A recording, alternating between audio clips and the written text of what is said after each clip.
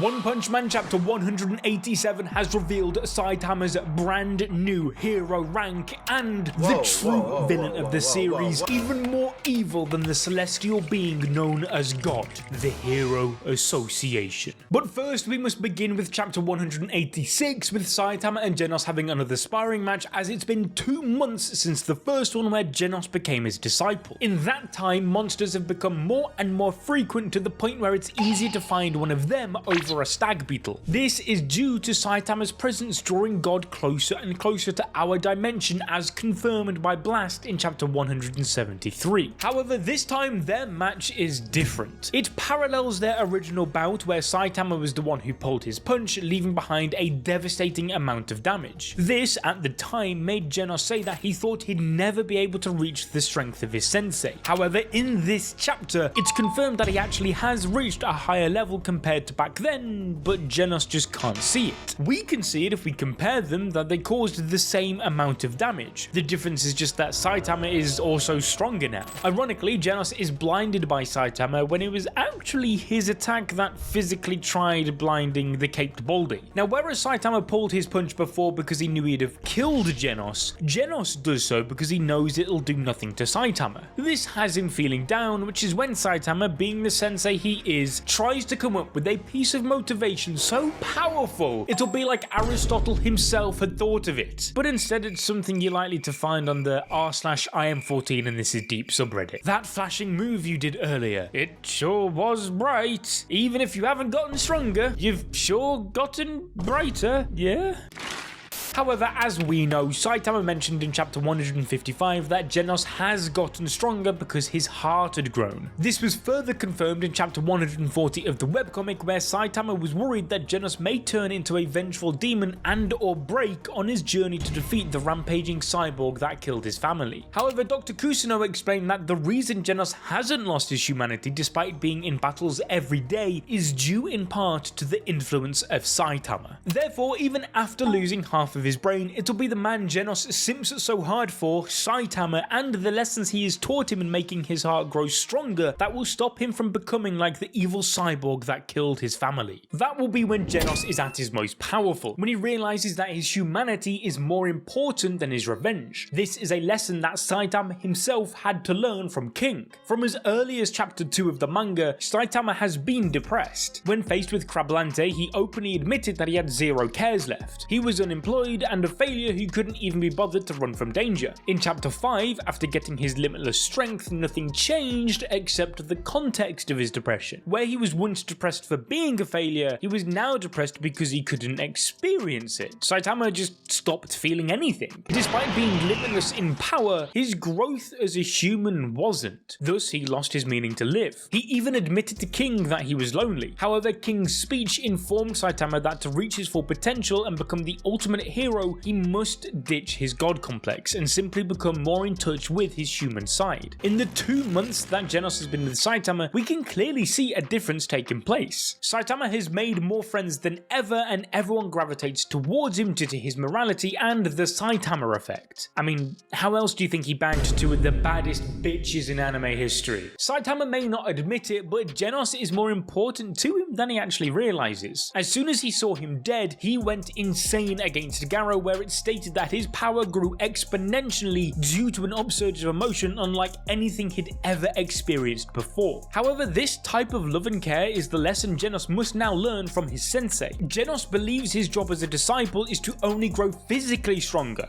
However, this type of love and care is what Genos must truly learn from his sensei. He's just too blind to see it yet. Which is why in his search for power he tells Saitama about the Neo Heroes and how he's considering a change in environment to help him grow more powerful. He explains that in response to the monster threats, the wealthy Mr. Agony created the Hero Association by partnering with both political figures and businessmen. 4 years later, however, doubts have started to sprout about their policies and management structure. This is something we've spoken about on the channel before, as the #1 priority for the Hero Association is no longer safety. So make sure you ding that notification bell and leave a like to keep up to date with our amazing community. Because remember, the reason the Hero Association was compounded was due to the inspiration Saitama had on Mr. Agony by saving his grandson from Crablante. This is another instance of Saitama inspiring those around him through the Saitama effect. This happened already, like we've discussed with Genos, saw recently with Tatsumaki, and even the birth of the Hero Association itself. However, the main priority for them now is keeping the politicians and businessmen happy, and as I'm sure you all know, the only way to do that is with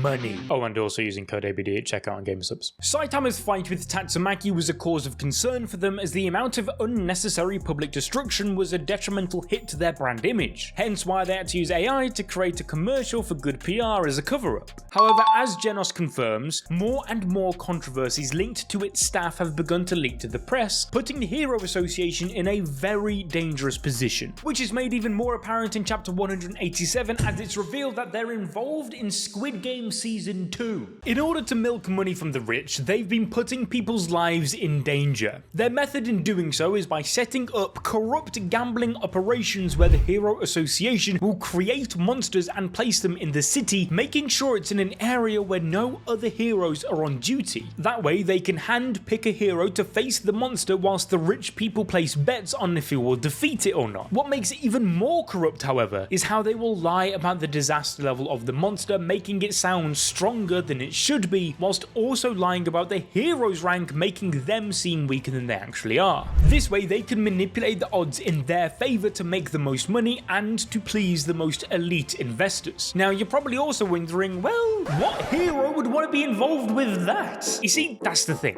They don't want to be. It's even more corrupt manipulation on the association's part, forcing the heroes to take part through blackmail. For example, we learn that the C-class rank 333 Papillion 800, who is actually B-class rank 4 Mad Devil Yankee, didn't want to be involved with such a scheme. He was once a delinquent in his hometown, but was inspired by Moomin Rider when he faced Deep Sea King and thus became a hero. However, his mother is being treated by the association in hospital, thus they claim the only way to pay for her care is through the money they make through gambling, hence why the poor hero has no choice but to be their little lapdog, which is ironic once again, as the monster they face him up against is Shivarawa.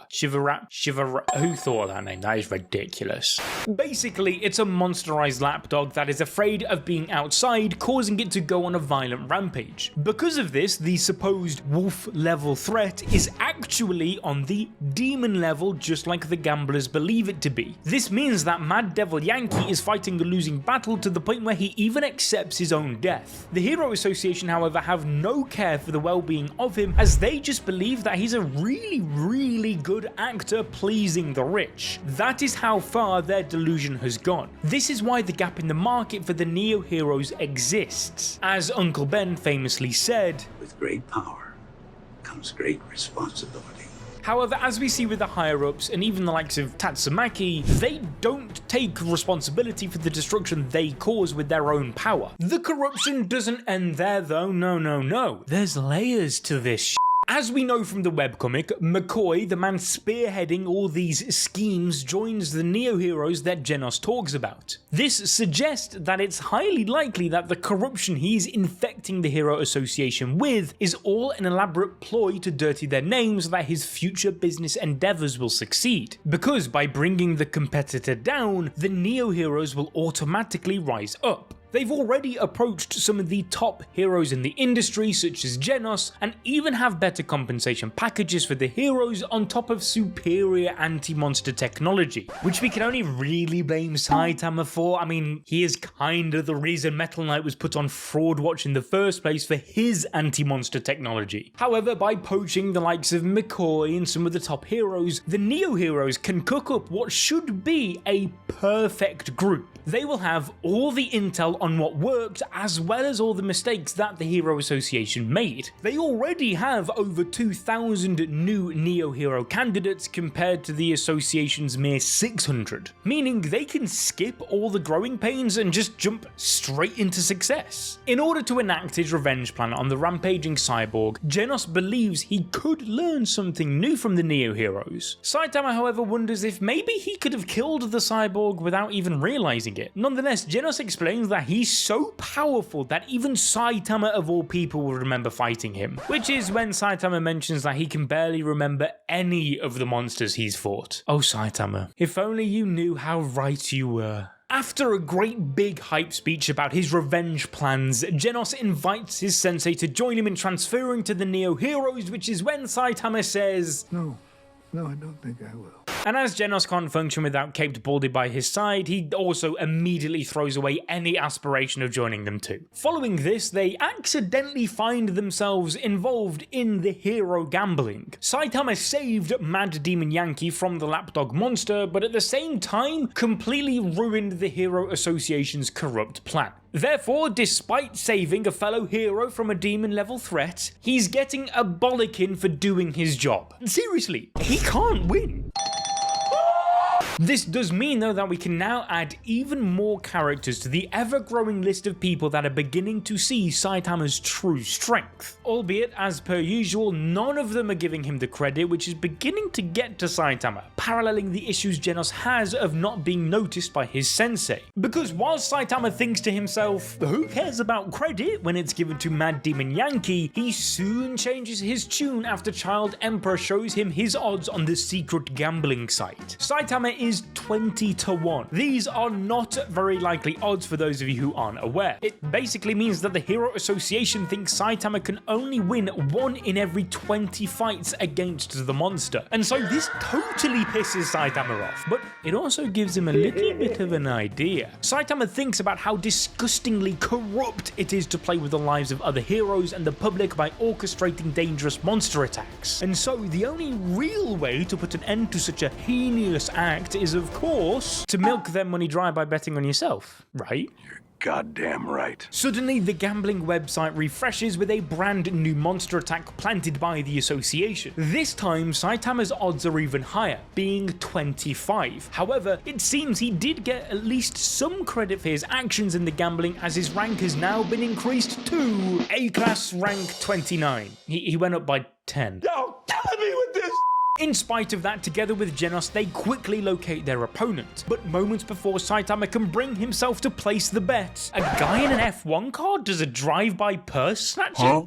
What? With a decision to be made between making a ton of money through the association's corrupt game or saving an innocent member of the public, Saitama displays what truly makes him a real hero, abiding by the great responsibility he's been blessed with. He quickly defeats the guy in the car and saves the woman's purse, missing out on his chance to defeat the monster in the gambling game, which is when Saitama realizes his depression once more and that perhaps his heart wasn't in the right place, as it hits him that he was very close to putting money above safety. Yet with a great deal of mental fortitude, he even turns down an expensive diamond ring from the woman he saved, which is good because, I mean, we all remember what happened last time he felt depressed, right? So instead of blowing up the entire planet, there is one person that has orchestrated everything and can give Saitama his dream of fighting a worthy opponent, that being the Celestial God. Find out with the video on screen every single clue and appearance of him as he discovered Saitama's true power.